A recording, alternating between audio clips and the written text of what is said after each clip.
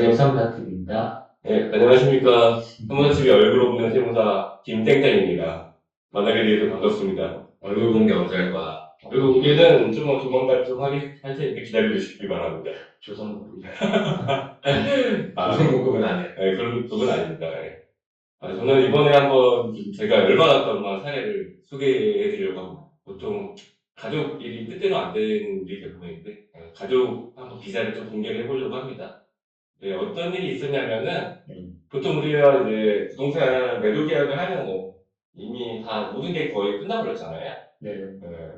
이미 매도 계약을 하면 낮장 구입죠. 그리고 나서 중도금까지 혹시 이제 주고받았다. 그러면 이제 민법상 이제 정말로 계약을 해지할 수 없는 상태가 되버리는 거고, 잔금을 이미 주고받으면 이제 등기까지 돼버리는 거고, 그렇죠? 하지만 이제 계약을 했다고 해서 한 번 정도 이제 기회가 남아 있습니다. 잔금 전까지. 그럼 계약하고 잔금 치르기 전까지 보통 한 2달 정도 부동산 거래하시면 2달 정도 걸리는데 그 안에 이제 새로운 사실을 알아서 만약에 내가 비과세가 안 되게 된다.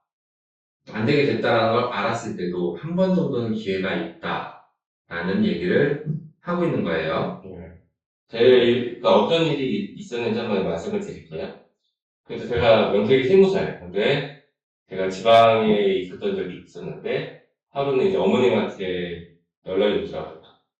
자기가 살던 집을 팔았다. 그것까지, 팔았는데, 혹시 제가 기억할 때 어머니 옛날에 그 외할아버지 외할머니한테 받은 집이 있는데, 그거는 어떻게 처리하시냐. 그 전에 한번 말씀을 드렸었는데, 이거 한번 먼저 처리를 하고 집을 파시라고 말씀을 드렸다. 그래서 근데 기억 안 나시냐니까.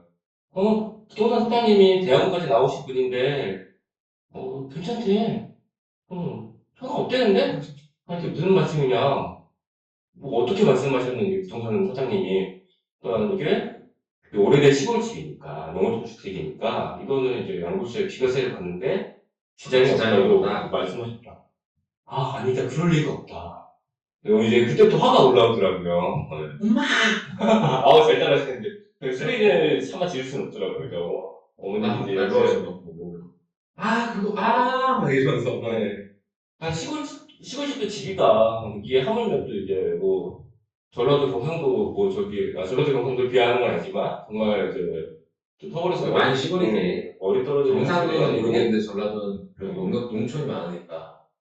그래서 이제 결국에는 설득을 해갖고 잔금 일주일밖에 안 남았었어요. 정말 이제 다급했던 상황이었는데 다행히 직장을 얻어서 세대 분리했던 누나가 계셔갖고 일주일 안에 어머니와 누나 간에 이제 증여계약서 작성하고 이제 증여세 신고도 하고 그다음에 등기까지 이제 접수를 해갖고 잔금 전에 이제 완료가 돼갖고 잔금을 잘 무사히 치르고 양도세까지 비과세로 신고를 하고 5년이 경과를 했죠. 그러니까 이제는 이상이 없는 거겠죠?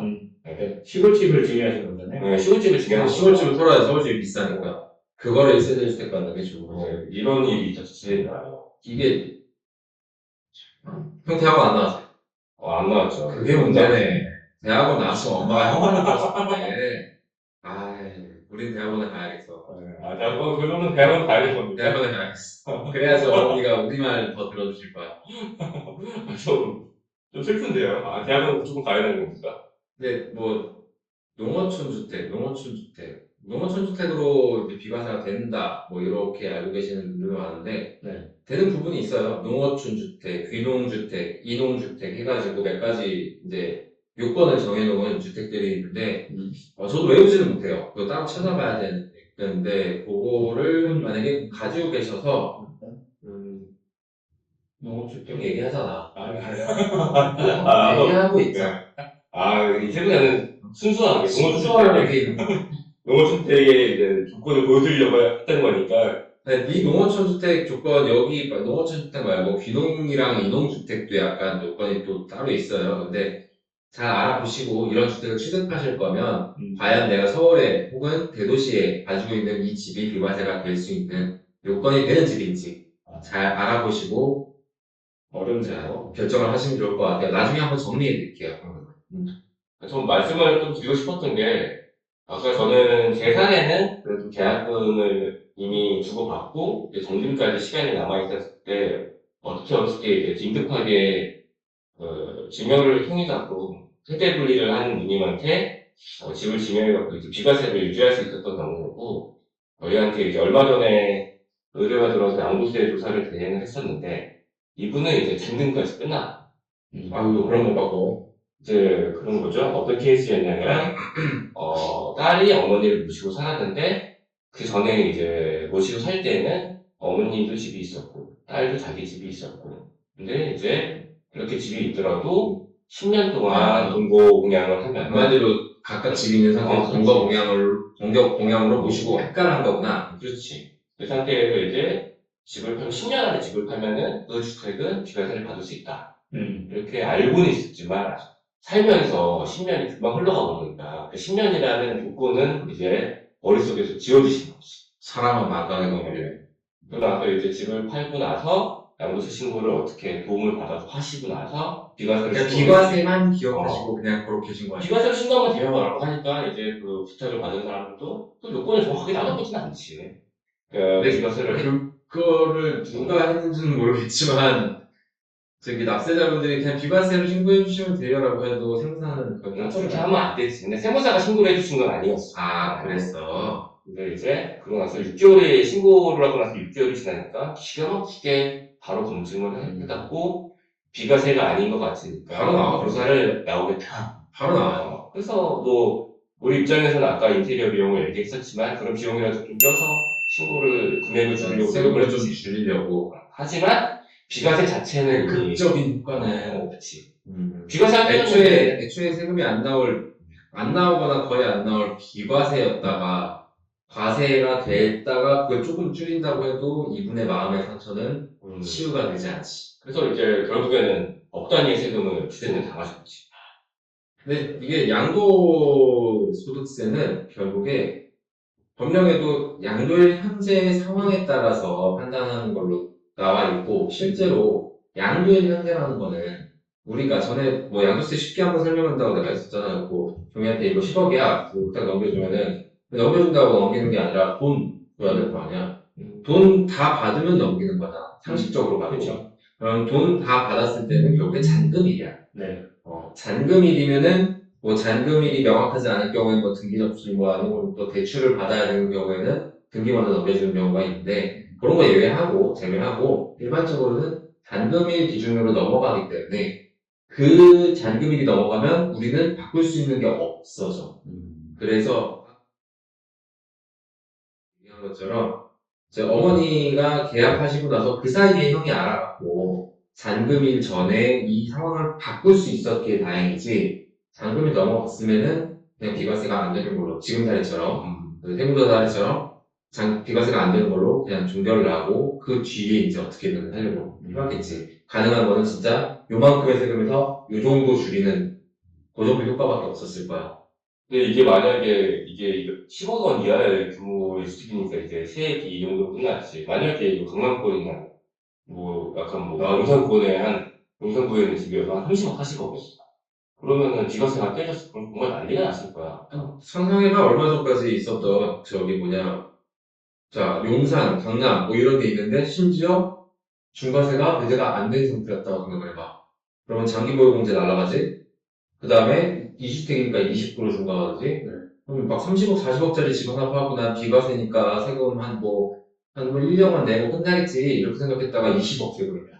집을 파는 의미가 없어져 버린다니까, 그럼. 심한 경우에는 거의 몇십 배에서 100배 넘게도 차이가 나는 경우가 있으니까. 뭐 애초에 비과세였던 집이 과세가 되는 것만 해도 배수로 따지자면 훨씬 많은 배수가 되니까 그런 거는 본인들이 좀 주의를 해주는 수밖에 없어. 아니면은 진짜 아까 얘기대로 네, 중개사님들을 비하는 건 아닌데 그분들은 우리랑 다른 분야의 전문가이시기 때문에 적어도 세금 분야에 대해서는 이제 중개사님들과 얘기하다가 세무사랑 한 번쯤은 상담을 해서 이 집을 팔았을 때 내가 어떤 세적 효과가 있는가를 검토하고 나서 최종적인 계약서의 도장을 찍으시는 게 가장 현명한 길이 되겠죠. 계약서도 도장 찍고 나서 파기하려면 계약금 날라가니까. 그래서 심지어 만약에 계약을 하고 나서 알았어.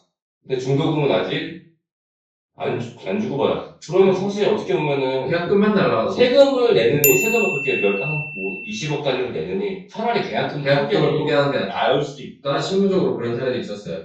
그냥 대학 그때 중과 때였는데 계약하고 나서 가지고 이거 중과인데요. 그러니까 과감하게 그냥 계약금 포기하시더라고. 아, 그럼 그래도 되게 이성적인 분이시다. 그게 대단한 거지. 근데 계약금 늘려겠어. 와, 근데 어쩔 수 없잖아. 세금이 훨씬 많이 나는데. 그리고 나서 더 좋은 값에 다시 팔겠다. 자기가 해보겠다. 그러고 가셨는데 뭐 마음의 상처는 어쩔 수 없지만 방법은 어쨌든 잔금 치르기 전에는 몇 가지 방법들은 있다. 그게 오늘의 주제였던 것 같은데. 맞습니다. 아까 이제 얘기를 하다 말았는데, 이제 결국에는 시골집 하나 있다고 생각하시는 분들이, 괜찮다고 생각하시는 분들이 의외로 많은 것 같아요. 특히, 나이가 지긋하신 어르신분들은. 이게 금액이 얼마 안 하니까 시골에 있는 집들은 금액이 진짜 서울에 비하면 뭐 몇천만 100분의 1 정도 되는 집도 있잖아요. 네. 뭐 그러다 보니까 이게 무슨 집이야 생각하시는데 집은 집이에요. 사람이 살 수 있으면 그건 적어도 구세청에서 집으로 봐요. 예, 이게 구치청에서 이제 발간한 실수 사례들. 그리고 정확히 시골집을 갖고, 원래 집을, 뭐, 살고 있는 집을 뭐 하나 샀다. 근데 그 살고 있는 집 팔면은, 비과세도 아니야. 적어도 여기서 비과세가 되려면 저 시골집이 집이 아닌 상태 정도까지 돼야 돼. 그리고 또, 국세청에서 정리하고 있는 주택의 경리는, 아까 얘기를 했었는데, 이제, 외벽이 있고, 내벽이 있고, 화장실이 있고, 주방이 있다. 언제 얘기했어? 어, 아까 소리 안 들어가고 잘못 놓고 해서 그 얘기입니다. 아, 진짜. 여하튼. 그러니까 외벽이라고 하는데 적어도 우리가 상식적으로 보는 주택들 있잖아, 볼 수 있는. 그러니까 24년에 이게 지금 23년 걸렸대. 24년에 이제 주택 정의에 대해서 명확화가 된 게 세대별로 구분된 각각의 공간마다 별도의 출입문, 화장실, 취사시설이 있는 정도의 구조를 갖추고 있을 것. 이게 주택이다라고 하는데 우리가 일반적으로 생각하는 폐가, 공간도 이 정도 시설을 다 갖추고 있어. 그래서 이게 폐가 상태, 아무 사람이 살지 않고 삶을 살기도 힘들다라고 증명하려면 최소한도 그 시골집 그냥 갖고만 있고 나중에 고쳐서 살아야지 이건 폐가야라고 생각하시는데 적어도 최소한으로 전기수도는 안 들어와야 되고 근데 전기수도 안 들어가서 살 수 있어. 들어가서 쭉 켜놓고 그냥 물 사다 먹고 하면서 살 수는 있어. 그리고 그 정도, 그 전기수도는 최소한 안 들어와야 되고 사람이 살기 힘들 정도의 그 정도의 폐가 상태. 예를 들면 뭐 창이 없어. 벌레가 막 들어와. 그런 정도는 솔직히 사람이 지금 현대사회에서 사람이 그런 집에 살지 않겠지. 노숙자분들 뭐 이용할 수 있을지 모르겠지만 우리는 그냥 일반적인 상식적인 생각을 하면 그리고 우리 아버지도 옛날에 아버지가 태어나신 섬에 있는 시골집을 하셨어. 아까 얘기했던 사례군요. 예. 우리 언제 얘기했냐? 지금 녹화하는 거지만. 근데 그 집이 나중에 이제 우리 어머니가 어차피 세무 공부를 하시니까 요거 취득해도 어차피 우리 서울집은 아무 이상이 없다라는 건 알고 계셨는데 잔소리는 엄청 하셨지. 그걸 뭐 산 다음에 아니신 거예요? 차기가 아니죠. 내 피부로 산 다음에 아니죠. 그런 거 상의하면서 사시는 분이 아니에요. 근데 나 이제 산소 할머니 할아버지 묘소도 한번 뵐 겸 내려가 그냥 그 집 나도 어렸을 때 잠깐 놀러 갔었던 기억만 있는 집이 저기 막 언덕 끝에 있는 집인데 가니까 우물 전부 다 풀로 덮여 있고 집에 마루 뭐 할 거 없이 주방은 부엌을 아궁이 뭐 이런 데 풀이 막 자라가지고 그냥 장판이 아니야 그냥 풀이야. 그 상태로 돼 있으니까 완전 폐가구나 이렇게 생각했는데 이게 폐가냐 아니냐는 그 입증 책임은 약세자한테 있어요. 그래서 어떤 집을 구매해서 이게 내 비과세에 영향이 있느냐 없느냐를 판단하는 거는 약세자분들이 판단을 하셔야 돼. 그래서 이런 이제 폐가로 볼 수 있는 정도의 상황이 어떤 상황인지를 머릿속에 담아 두셨다가 그리고 나서 한번 확인차 세무사한테 상담을 하시고 이제 비과세 매도 결정을 하시는 게 더 좋다라고 정리를 할 수 있을 것 같아요. 또 어머니 똑같은 얘기 하셨는데 어머님이 이제 또 공무원 생활을 오래 하셨잖아요. 그러니까 더더욱이나 반대했을 거야.